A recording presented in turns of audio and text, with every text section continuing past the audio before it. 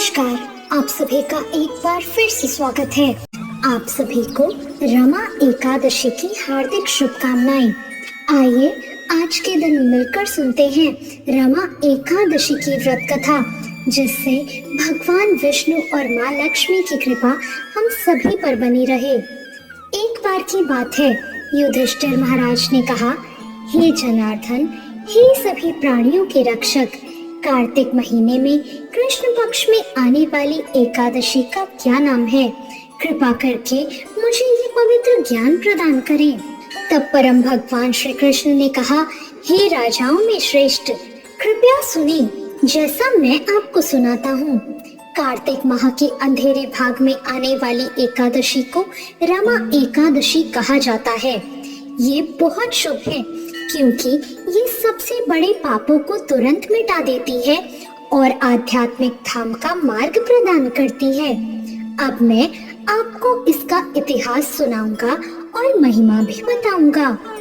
एक समय की बात है, मुचुकुंद नाम का एक प्रसिद्ध राजा हुआ था, जो स्वर्ग के राजा भगवान इंद्र के साथ यमराज, वरुण और राक्षस रावण के धर्मपरायण भाई विभीषण का भी मित्र था। मुचुकुंद हमेशा सच बोलता था और लगातार मेरी भक्ति करता था, क्योंकि वो धार्मिक सिद्धांतों के अनुसार शासन करता था। इसलिए उसके राज्य में कोई भी अशांति नहीं थी। उस मुचुकुंद की एक बेटी थी, जिसका नाम एक पवित्र नदी के नाम पर चंद्रभागा रखा गया था और राजा ने उसका विवाह चंद्रसेन के पुत्र शोभन से कर दिया। एक दिन शोभन एकादशी के शुभ अवसर पर अपने ससुर के महल गया।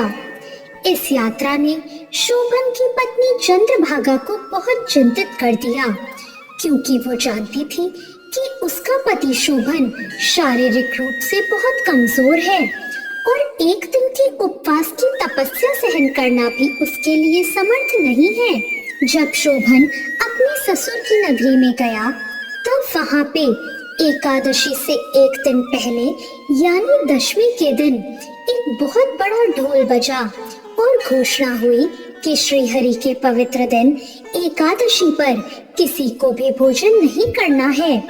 जब शोभन ने इस ढोल की आवाज सुनी तो उसने अपनी पत्नी से कहा, हे सुंदरी, मुझे अब क्या करना चाहिए? कृपया करके मुझे बताओ कि मैं अपने जीवन को कैसे बचा सकता हूँ। मैं तो बहुत कमजोर हूँ और इस व्रत को सहन नहीं कर पाऊंगा। आपके पिता की शक्ति का पालन मैं कैसे करूँ और साथ ही हमारे मेहमानों को भी कैसे संतुष्ट करूँ?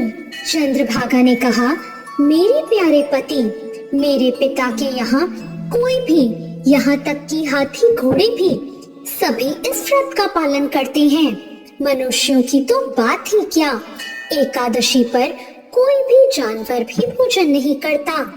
वास्तव में किसी भी जानवर को श्रीहरि के पवित्र दिन एकादशी पर अनाज, पत्ते, भूसा, यहाँ तक कि पानी भी नहीं दिया जाता। आप तो इस उपवास से कैसे बचेंगे? मेरे प्यारे पति, अगर आपको कुछ खाना ही है तो आपको तुरंत यहाँ से चले जाना चाहिए। अब दृढ़ विश्वास के साथ निर्णय कर ले कि आपको क्या करना है। तब राजकुमार शोभन ने कहा, मैंने एकादशी के पवित्र दिन उपवास करने का निर्णय लिया है। अब जो मेरे भाग्य में होगा वही होगा। ऐसा निर्णय करके शोभन ने इस एकादशी पर उपवास करने का प्रयास किया, लेकिन वो अत्यधिक भूख और प्यास से असहनीय रूप से व्याकुल हो गया। अंततः सूर्य पश्चिम में अस्त हो गया और शुभ रात्रि के आगमन से सभी वैष्णव बहुत ही प्रसन्न हुए। हे युधिष्ठिर, सभी भक्तों ने मेरी यानी श्री हरि की पूजा करके रात भर जागरण का आनंद उठाया, लेकिन उस समय राजकुमार शोभन के लिए वो रात बहुत ही असहनीय हो गई। और फिर जब द्वादशी के दिन सूर्य उदय हुआ तो राजकुमार शोभन की मृत्यु हो चुकी थी। अब राजा मुचुकुंद ने अपने दामाद के अंतिम संस्कार का निरीक्षण किया और अग्नि के लिए लकड़ियों का एक बड़ा सा ढेर इकट्ठा करने का आदेश दिया। लेकिन उन्होंने अपनी पुत्री चंद्रभागा को अपने पति के साथ चिता पर न बैठने का आदेश दिया। इस प्रकार चंद्रभागा अपने मृत पति के श्राद्ध की सभी शुद्धि और अनुष्ठान करने के बाद अपने पिता के घर ही रहने लगी। भगवान श्री कृष्ण ने आगे कहा, हे राजन श्रेष्ठ युधिष्ठिर, यद्यपि शोभन की मृत्यु रमा एकादशी व्रत के कारण हुई, लेकिन उसके पुण्य के कारण वो मृत्यु के बाद मंदराचल पर्वत की चोटी पर स्थित एक राज्य का शासक बन गया। ये राज्य देवताओं के नगर जैसा ही था। इस राज्य की इमारतों की दीवारों में अनगिनत रत्न जड़े हुए थे जो प्रकाश बिखेर रहे थे। उस राज्य के स्तंभ मणि से बने हुए थे और सोने चांदी हीरे मोती की चमक हर जगह बिखर रही थी। जब राजा शोभन श्वेत छत्र के नीचे सिंहासन पर बैठे तो सेवक भी उनको पंखा कर रहे थे। उनके सिर पर एक शानदार मुकुट था, कानों में सुंदर कुंडल थे, गले में हार था और भुजाओं में रत्न जड़ित बाजूबंद और कंगन थे। उनकी सेवा गंधर्व और अप्सराएं कर रही थी। सचमुच वे दूसरे इंद्र के समान प्रतीत हो रहे थे।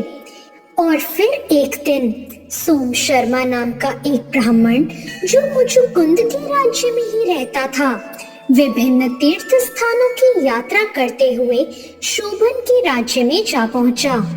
ब्राह्मण ने शोभन को उसके पूरे तेज में देखा तो सोचा, ये तो अपने राजा मुचुकुंद का दामाद हो सकता है। जब शोभन ने उस ब्राह्मण सोम शर्मा को आते देखा तो शोभन तुरंत अपने आसन से उठा और उसका स्वागत किया। शोभन द्वारा आदर पूर्वक प्रणाम करने के बाद उसने ब्राह्मण से उसका कुशल क्षेम पूछा। शोभन ने अपने ससुर, अपनी पत्नी और नगर के सभी निवासियों के स्वास्थ्य और कल्याण के बारे में भी पूछा।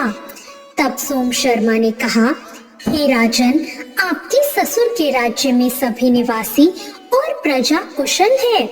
आपकी पत्नी चंद्रभागा, आपके परिवार के अन्य सदस्य भी कुशल हैं। पूरे राज्य में शांति और समृद्धि है।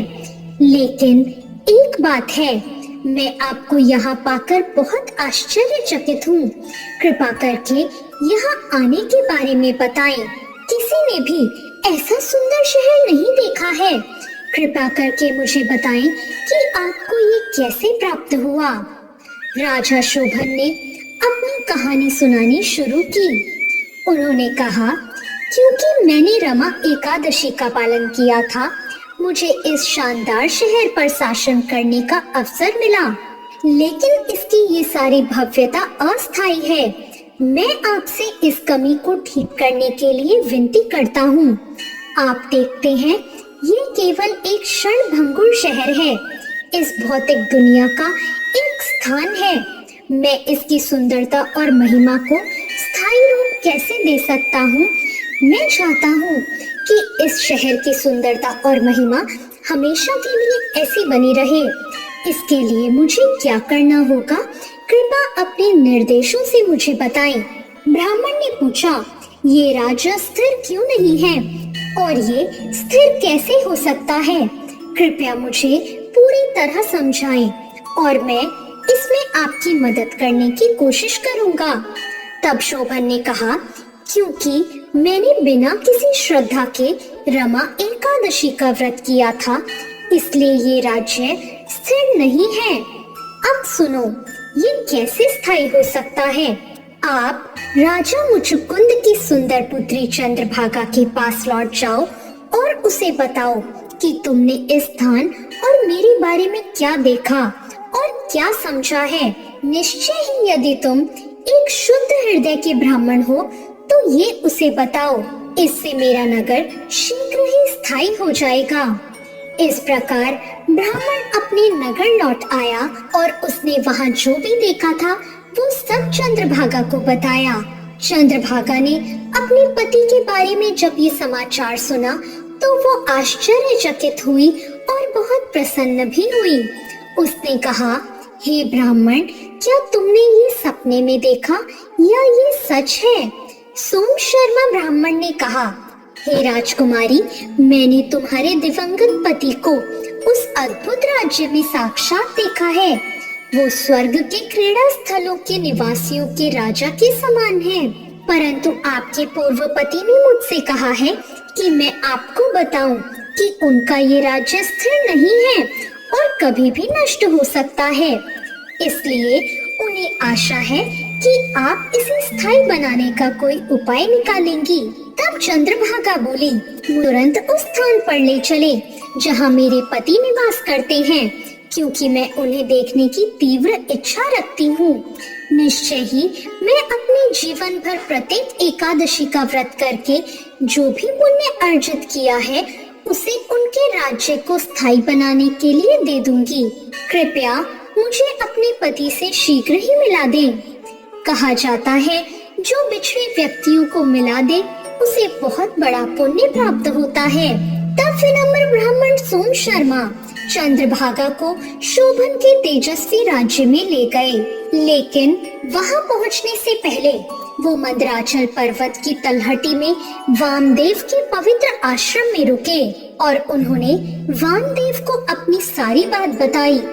वामदेव ने उनकी कहानी सुनकर वेदों के मंत्रों का पाठ किया और पवित्र जल को चंद्रभागा पर छिड़का। वामदेव जैसे महान ऋषि के अनुष्ठानों के प्रभाव से अनेक एकादशियों के व्रत से अर्जित जो पुण्य था उसने चंद्रभागा के शरीर को दिव्य बना दिया। आनंदित, विस्मय से चमकती आंखों वाली चंद्रभागा अपनी यात्रा पर आगे बढ़ी। जब शोभन ने अपनी पत्नी चंद्रभागा को मंदराचल पर्वत पर अपनी ओर आते देखा तो वो आनंद से अभिभूत हो गया और बहुत प्रसन्न और उल्लास से उसे पुकारने लगा। उसके आने पर उन्होंने उसे अपनी बाईं ओर बिठाया। चंद्रभागा ने कहा, हे परम प्रिय, अब मैं आपको कुछ ऐसा बताती हूँ जिससे आपको बहुत लाभ होगा। जब मैं 8 वर्ष की थी तभी से मैं प्रत्येक एकादशी पर नियमित रूप से और पूर्ण विश्वास से उपवास करती आ रही हूँ।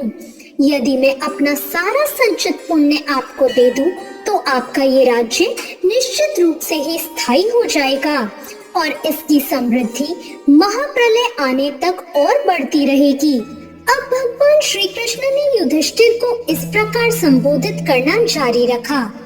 भगवान ने कहा, इस प्रकार चंद्रभागा, जो सुंदर रूप से बेहतरीन आभूषणों से सुसज्जित थी, जिसका शरीर अत्यंत दिव्य था, उसने अपने पति के साथ शांति और सुख का आनंद लिया।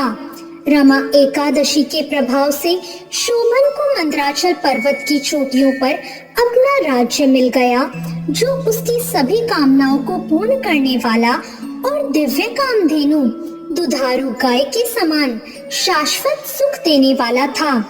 हे राजन, मैंने तुम्हें कार्तिक मास के कृष्ण पक्ष में पड़ने वाली रमा एकादशी की महिमा सुनाई है।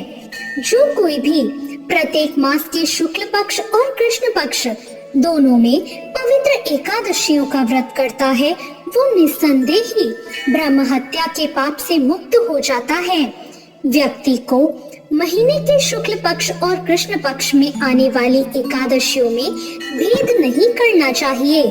जैसे कि हमने देखा कि दोनों ही इस संसार में सुख प्रदान कर सकती हैं और बहुत ही पापी और पतित आत्माओं को भी मुक्त कर सकती हैं।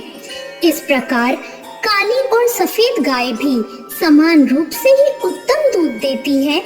इसी प्रकार कृष्ण पक्ष और शुक्ल पक्ष दोनों की एकादशियां समान रूप से पुण्य देती हैं। अंत में जन्म मृत्यु के चक्र से भी मुक्ति दिलाती हैं। जो कोई भी रमा एकादशी के इस पवित्र दिन की महिमा के इस वर्णन को सुनता है, वो सभी प्रकार के पापों से मुक्त हो जाता है और भगवान विष्णु के परम धाम को प्राप्त करता है। तो ये था शील कृष्ण द्वैपायन वेद व्यास ब्रह्म वैवर्त पुराण से पवित्र कार्तिक कृष्ण एकादशी या रमा एकादशी की महिमा का वर्णन। तो आपको आज की ये रमा एकादशी की कथा कैसी लगी, कमेंट करके जरूर बताएं। आज की ये कथा अच्छी लगी हो तो लाइक जरूर करें और साथ ही अभी तक मेरे चैनल भक्ति ज्ञान को सब्सक्राइब नहीं किया हो तो सब्सक्राइब करना ना भूलें। धन्यवाद।